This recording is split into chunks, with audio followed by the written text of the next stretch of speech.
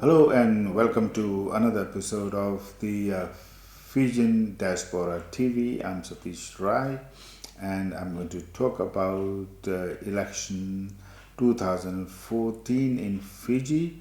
I've been talking about it lately because I feel and you'd agree that it's a very, very important election for Fiji. In fact, we know there has been a number of very important elections in Fiji since 1987, and each of these elections tried to take Fiji out of a dictatorship form of governance into democracy. It happened in 80s.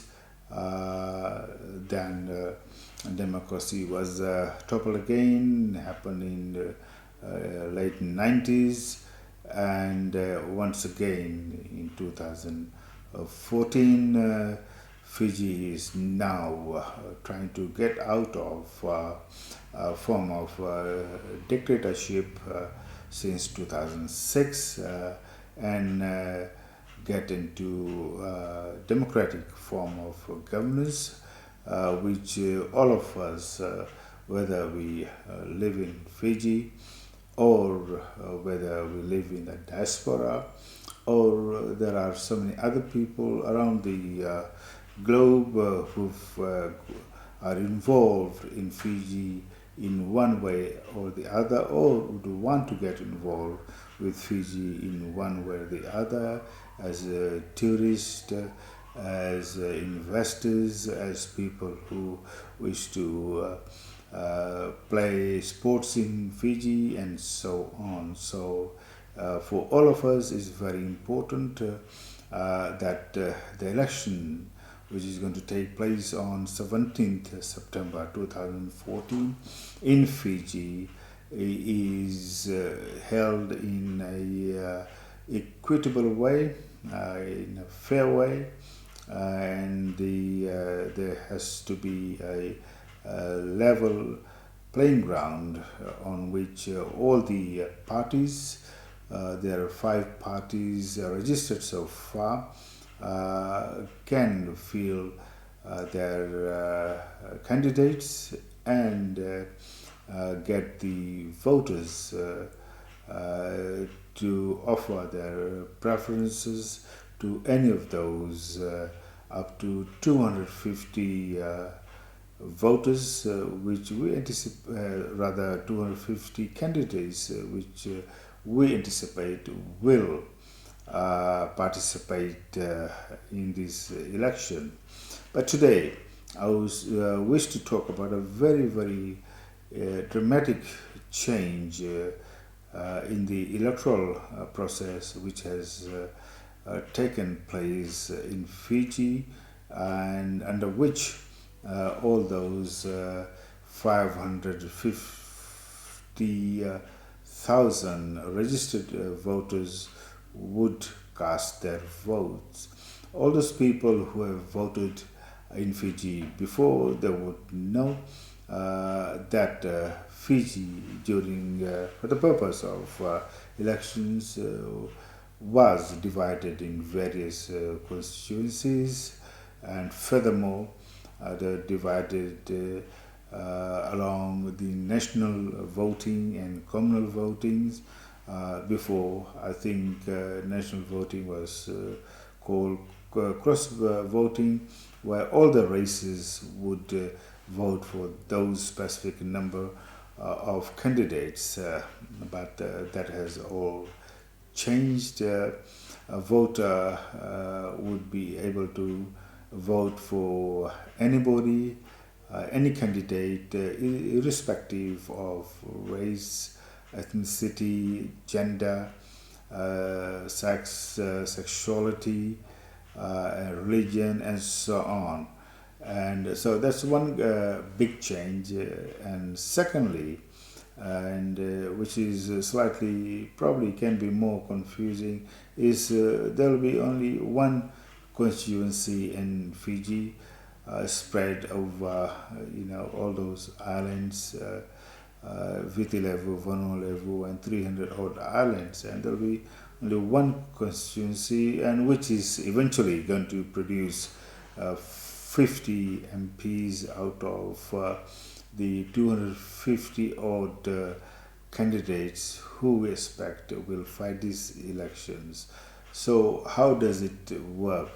I have obtained the knowledge from the hard work which has been done by Professor Vadan Narsi, and the paper, if anybody wants to get the details of this, and it's very important that you do that.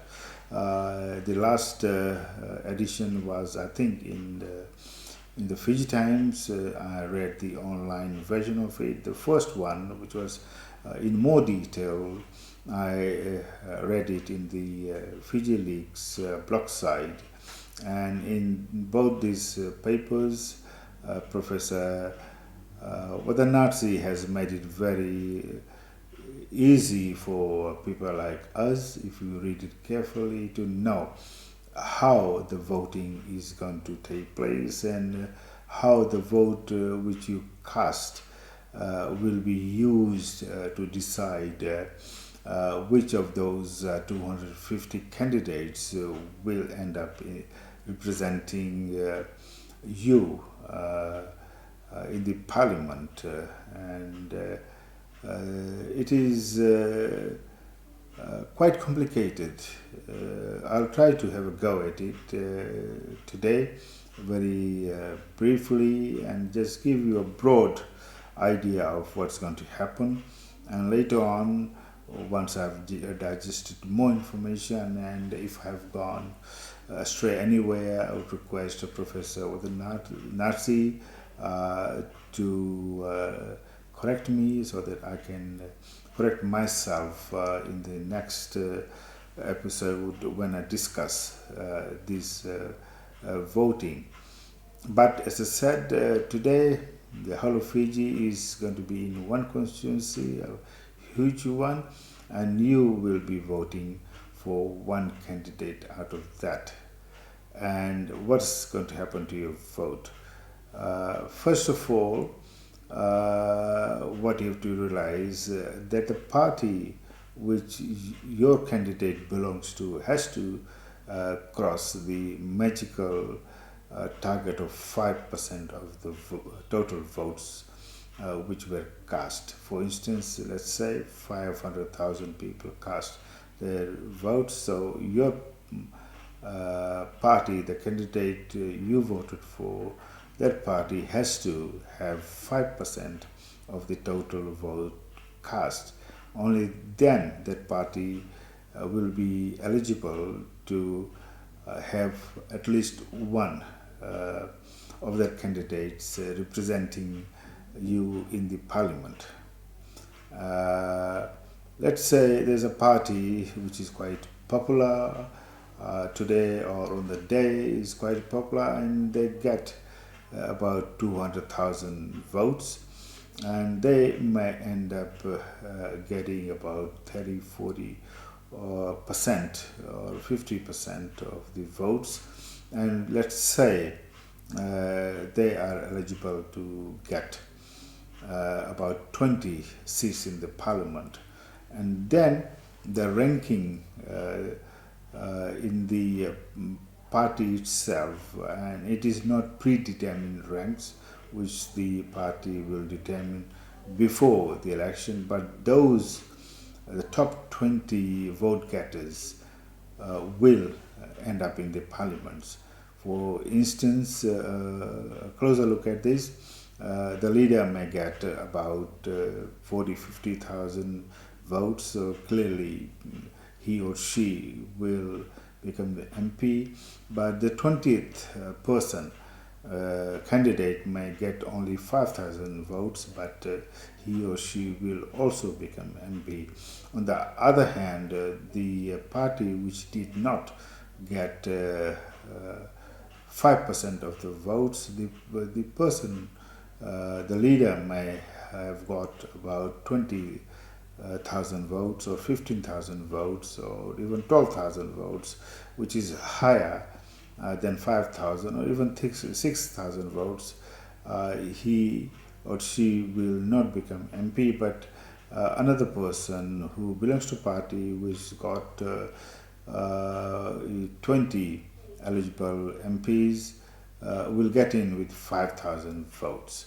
And everybody who has voted for the party with less than 5% of the votes, all those votes will be wasted. And let's have a look at the independent candidates. An independent candidate may end up getting 20,000 votes, for instance. And according to what I have read in Professor Narsi's analysis, he or she would not be able to get in. At the moment, I think the figure which Professor Narsi has quoted is about 27,000 votes is needed by an independent candidate to become eligible for MP's post under this voting system. So those people who have voted for this independent candidate, your votes will not have any value as well. And the person who has managed to attract 26,000 votes, her efforts or his efforts will be wasted. Whereas the person who belongs to a party who has done really well will get in with only 5,000 votes. So a candidate now has to work very hard to make the party get maximum number of votes, and secondly, he has to or she has to ensure that he or she also gets the maximum votes nearer to the top. If he's the first on the list of vote getters with 5% or more votes for his party, would get in. So a candidate has to really work for himself and herself as well as the party.